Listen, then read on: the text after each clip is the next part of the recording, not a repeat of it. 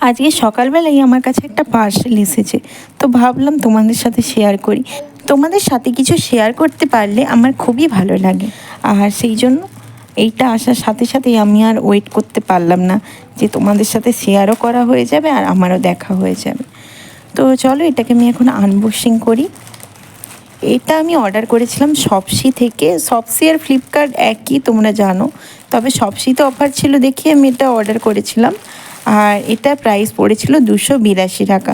এটা হচ্ছে লোয়ার টি শার্টের সেট, যেটা আছে দুটো সেট কম্বো ছিল, আর 282 টাকা নিয়েছিল। এটা অনেকটাই কমে পেয়েছিলাম বলে নিলাম আমি। এক্সেল সাইজ পর্যন্তই ছিল, আর এক্সেলটা আমার মোটামুটি ঠিকঠাক হয়, মানে ঢিলে ঢালা হয়। আমি একটু ঢিলে ঢালি পরতে পছন্দ করি, তবে এইটা দেখলাম খুবই টাইট হয়েছে, আর একটু আমার আনকমফোর্টেবল লাগে টাইট জামা কাপড়, আর একটু শর্টও রয়েছে।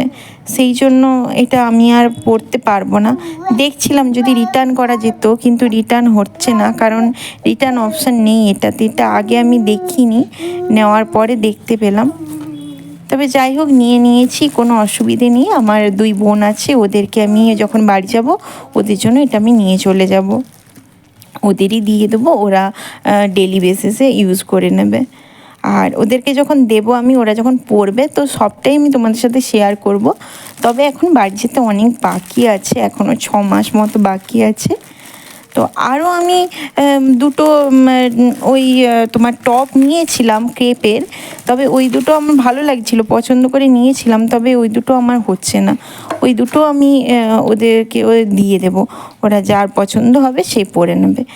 আর এটা দেখো, দুটোর প্রিন্টই একই। যাই হোক, এটা আমি আনবক্সিং করে তোমাদের দেখিয়ে দিলাম। তোমরা অবশ্যই জানিও এটা তোমাদের কেমন লেগেছে।